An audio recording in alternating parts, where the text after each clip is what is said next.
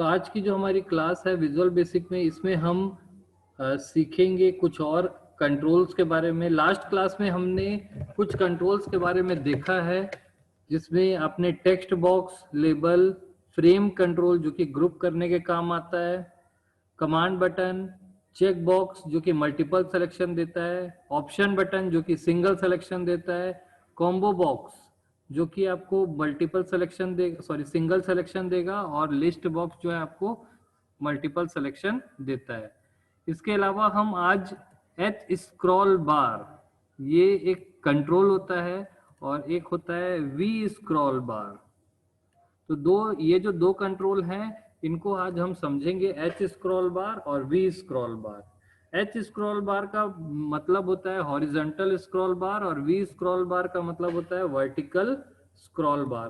तो ये क्लियर दिखाई दे, इसलिए मैं फॉर्म का जो बैकग्राउंड है उसको थोड़ा सा चेंज कर देता हूँ। अब आपको क्लियर दिख रहा होगा कि ये आपका एच स्क्रॉल बार है और ये वी स्क्रॉल बार है। इसको मैं थोड़ा सा इस तरीके से डिजाइन कर लेता हूँ, तो आपको एच स्क्रॉल बार और वी स्क्रॉल बार यहाँ पर दिखाई दे रहा है। अब इसका यूज हम कई जगहों पे करते हैं, जैसे कि आप अपने कंप्यूटर पर कभी भी कोई भी एप्लीकेशन ओपन करते हैं, जैसे मैं माइक्रोसॉफ्ट वर्ड ही ओपन करता हूँ, माइक्रोसॉफ्ट वर्ड में ही आप देखे होंगे कि ये जो दिख रहा है ये वी स्क्रॉल बार है।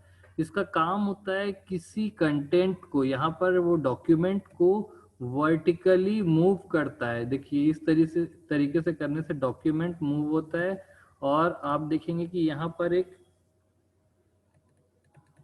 इस तरीके से ये वाला जो एरिया दिख रहा है नीचे, ये है हॉरिजॉन्टल स्क्रॉल बार, ये भी मूव करता है। ये हॉरिजॉन्टल मूवमेंट करता है और ये वर्टिकल मूवमेंट करता है। तो आप इन्हीं दोनों कंट्रोल्स को हम देखेंगे कि विजुअल बेसिक में कैसे हम इसको डिजाइन कर सकते हैं। क्लियर है? तो मैं यहाँ पर एक कमांड बटन बना देता हूँ। ये मेरा कमांड बटन है। इस कमांड बटन को मैं सेंटर में रखा हूँ। अब मुझे, जब मैं इसको रन करूंगा, तो यहाँ पर देखेंगे कि आप यहाँ पर, जब मैं स्क्रॉल बार को ऐसे मूव कर रहा हूँ तो यहाँ पर कोई चेंजेस नहीं हो रहा है। ये देखिए कोई चेंजेस नहीं है, वापस लाने पर भी कोई चेंजेस नहीं है, इसको ऊपर नीचे करने पर भी कोई चेंजेस नहीं है, क्योंकि इसमें अभी कोड नहीं किया गया है। ये कंट्रोल बनाए तो गए हैं, लेकिन ये कोड से इससे लिंक नहीं हुआ है। तो इसका लिंक करके हम इसको ऊपर नीचे या लेफ्ट टू राइट मूव करा सकते हैं। कैसे कराएंगे देखते हैं। तो हॉरिजॉन्टल स्क्रॉल बार जो होता है, उसमें एक प्रॉपर्टी होती है जिसका नाम है वैल्यू। वैल्यू देखिए यहाँ पर 0 लिखी हुई है, मैं इसको 100 कर देता हूँ। 100 में इसलिए किया क्योंकि यहाँ पर मैं परसेंट को देखूंगा, 100% को हम लेंगे। क्लियर है? सेम ऐसे ही वर्टिकल स्क्रॉल बार की वैल्यू भी मैं यहाँ पर 100 ले लिया। क्लियर है? तो अब जब हम यहाँ पर इसको चेंज करते हैं तो इसकी वैल्यू 0 to 100, अगर मैं इस बीच पोजीशन पे मानूं, अगर मैं इसको रन करता हूं और इसको यहाँ से ले आके बीच में रख देता हूं, तो इसका मतलब ये है कि ये आपका 50% पे है। ये वैल्यू कितने पर है? 50 पर। ये 60, 70, 80, 90 और 100, इस तरीके से 0 to 100 मूव करेगा और 100 to 0 मूव करेगा। इस वैल्यू को हम यूज करेंगे। उसी प्रकार से ये 0 to 50, 50 to 100 और 0 to 50 इस तरीके से मूव करेगा। सबसे ऊपर में है तो 0 बोलेंगे, ये लेफ्ट में है तो इसको 0 बोलेंगे। क्लियर है? अब हम इसके मूवमेंट पर इसको मूव कर सकते हैं, तो उसके लिए हमको कोड करना होगा। जब मैं इस पे एक सिंपल कोड कर दे रहा हूँ, कोड को आप लोग ध्यान नहीं देंगे, केवल आपको यूज देखना है कि एच स्क्रॉल बार और वर्टिकल स्क्रॉल बार का यूज क्या होता है। तो इसके ऊपर मैं डबल क्लिक कर रहा हूँ, एच स्क्रॉल बार पे डबल क्लिक कर रहा हूँ, कोड विंडो ओपन हो जाएगा। यहाँ पर लिखा है एच स्क्रॉल 1, आपको ध्यान देना है, एच स्क्रॉल डबल एल है और ये 1 है।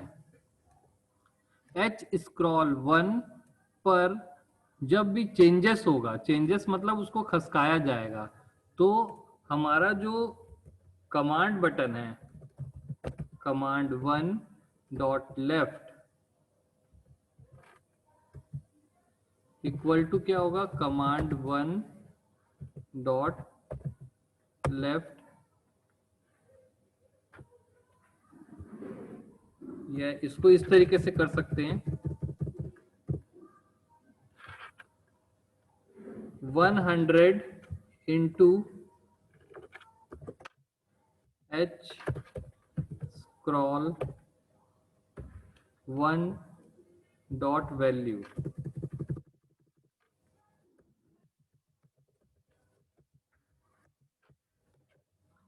इसका मतलब है कि h स्क्रॉल की वैल्यू अगर 0 है तो कमांड 1 का जो पोजीशन होगा वो भी क्या हो जाएगा, 0 हो जाएगा। तो इसके लिए मुझे कमांड 1 को यहाँ कोने में रखना होगा, ठीक है। तो h स्क्रॉल की वैल्यू अगर 0 है तो कमांड 1 की वैल्यू 0 होगी, और इसको इधर ले जाऊंगा तो ये इधर खसकेगा। तो जब मैं इसको रन करता हूँ, और देखिए मैं इसको इधर ले जा रहा हूँ, ओवर 100 इंटू 100 करने पर इसको 10 इंटू करना पड़ेगा, ओवरफ्लो कर दिया ये देखिए। अच्छा, थोड़ा सा खसकाने पर ये यहाँ पर आ गया है, क्लियर है। तो इसकी वैल्यू जो 10 है उसको कम करके सीधा इसकी वैल्यू को ही कर देते हैं।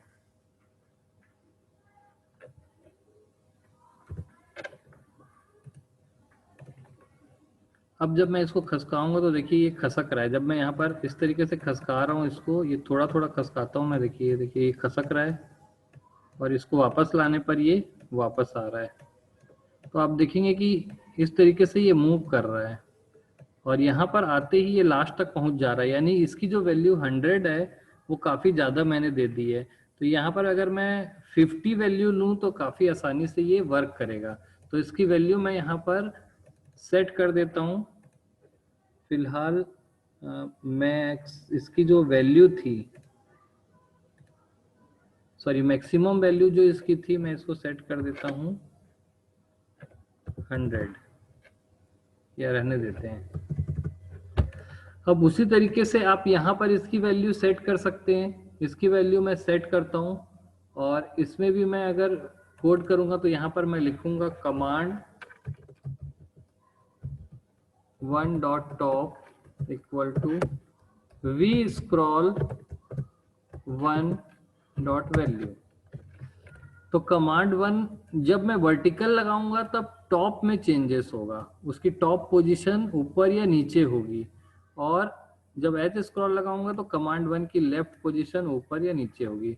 तो इस प्रकार से जब मैं यहाँ पे रन करता हूँ तो आपके सामने एक स्क्रीन है जिसमें आप इसकी वैल्यू चेंज हो गई है, इसको हम सेट करते हैं मैक्सिमम वैल्यू 32।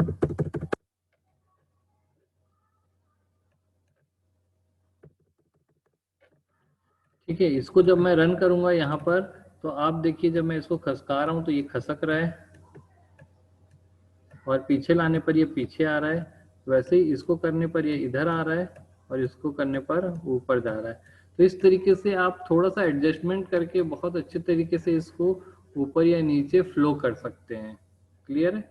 ये देखिए यहाँ पर ये फ्लो हो रहा है, और ये इस तरीके से फ्लो हो रहा है। क्लियर है? तो यहाँ पर मैं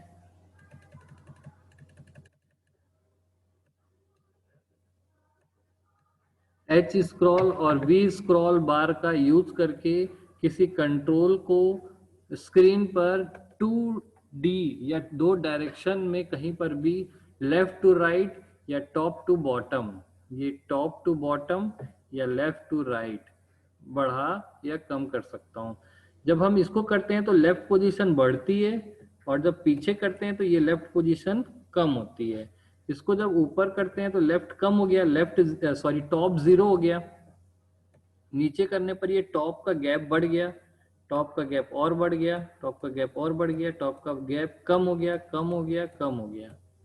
तो इस गैप को बोलते हैं टॉप, और इस गैप को बोलते हैं लेफ्ट। तो जब हम इसको मूव कर रहे हैं तो ये इस गैप को बढ़ा या कम कर रहा है, और इसको जब मूव कर रहे हैं तो ये इस गैप को बढ़ा या कम कर रहा है। तो ये आपका था एच स्क्रॉल बार और V scroll bar control. Clear है? अब इनमें कुछ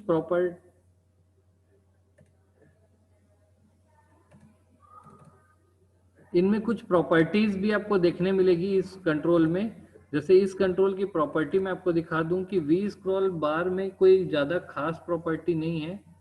क्योंकि इसमें सिर्फ एक ही प्रॉपर्टी इंपॉर्टेंट होती है जिसका नाम है वैल्यू, जो इसकी वैल्यू को सेट करता है, और दूसरा है इसकी मैक्स वैल्यू, मैक्सिमम वैल्यू इतनी रहेगी। सेम वही चीज है वी स्क्रॉल बार में भी, वैल्यू और मैक्स वैल्यू दो प्रॉपर्टीज आपको देखने के लिए मिलेंगी। बाकी जो कॉमन प्रॉपर्टीज थी जैसे बैक कलर, तो फोर कलर, फॉन्ट आदि इसमें कुछ नहीं दिख रहे हैं क्योंकि यहाँ पर कोई कलर आपको डिस्प्ले नहीं होता है। कुछ चीजें इनेबल्ड और विजिबल इसमें आपको मिलेंगी। ठीक है, तो एच स्क्रॉल बार और वी स्क्रॉल बार का आप यूज काफी अच्छे से समझ गए होंगे। इसमें अगर किसी को कुछ पूछना है तो आप लोग पूछ सकते हैं। तो H scroll bar, V scroll bar देखने के बाद आगे कुछ और कंट्रोल्स हैं, इनको भी हम देख लेते हैं कि ये किस तरीके से काम करते हैं। जैसे ड्राइव लिस्ट बॉक्स, ये आपका ड्राइव लिस्ट बॉक्स दिख रहा है, ये आपके कंप्यूटर में उपस्थित जितनी भी ड्राइव्स हैं, हार्ड डिस्क में मेमोरी ड्राइव्स जो हैं, उनकी लिस्ट ऑटोमेटिक शो करता है।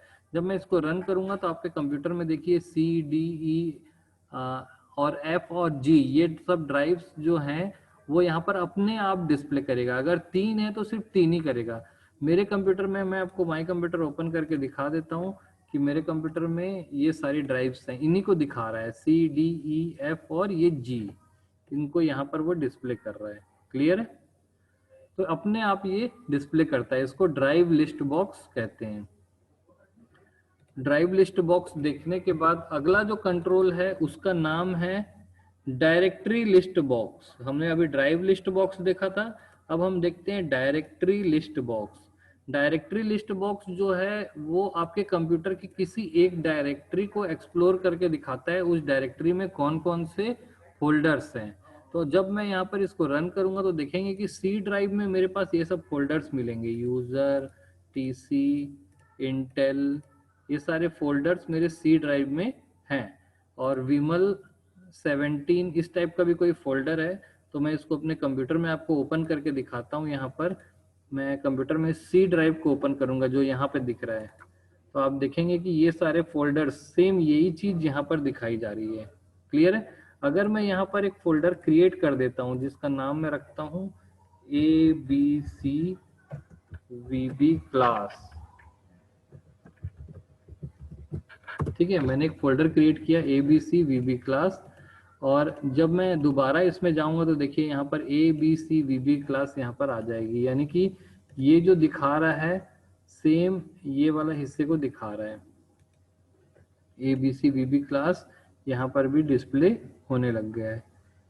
तो ये आपका था डायरेक्टरी लिस्ट बॉक्स। क्लियर है? आगे का कंट्रोल देखते हैं हम लोग, जिसमें आपको दिखेगा, हमने अभी ड्राइव लिस्ट बॉक्स देखा, डायरेक्टरी लिस्ट बॉक्स देखा, अगला है file list box. File list box जब आप ओपन करेंगे तो आपके कंप्यूटर में रखा हुआ कोई भी एक डायरेक्टरी की फाइल्स दिखाएगा।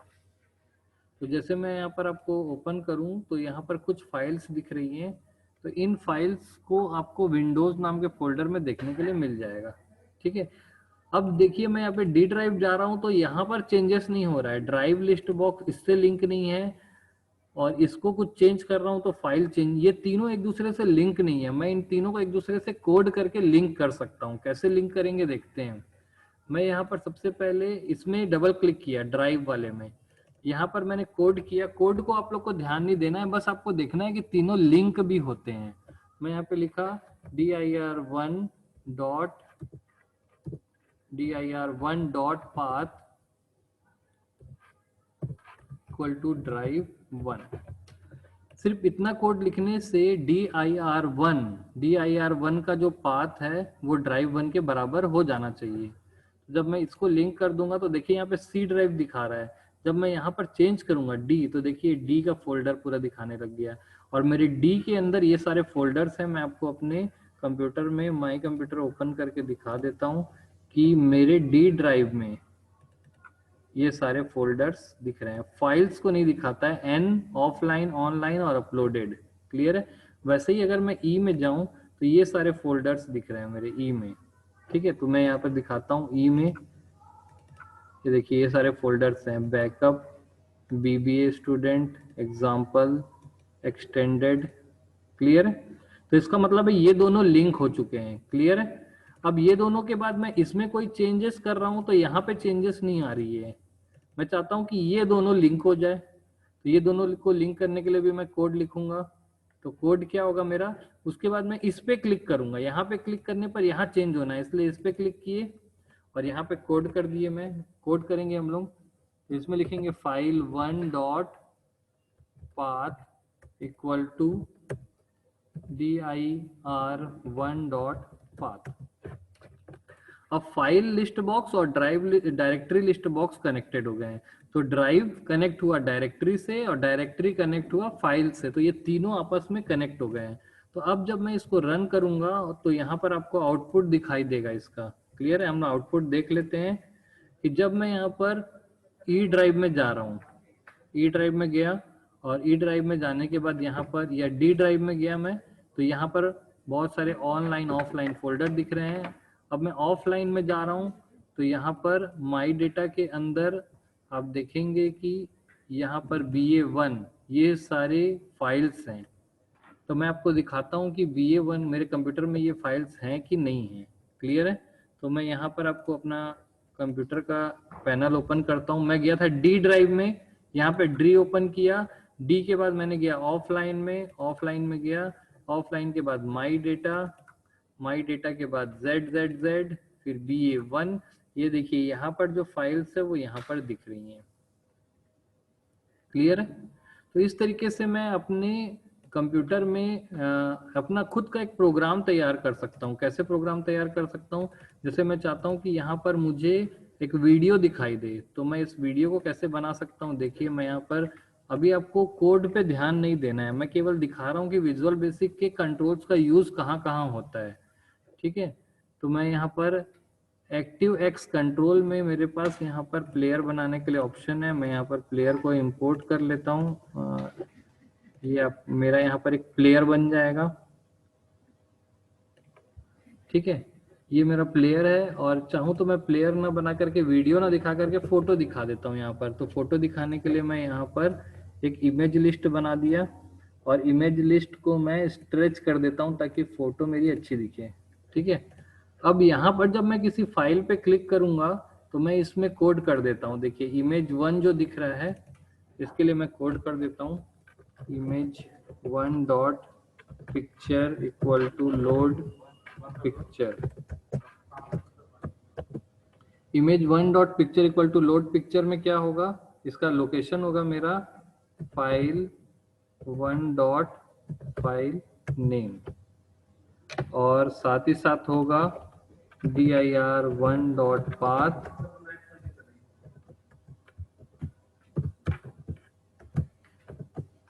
ये मेरा पिक्चर है जिसको मैं सेलेक्ट करूंगा तो ये पिक्चर जो है लोड हो जाएगी। क्लियर है?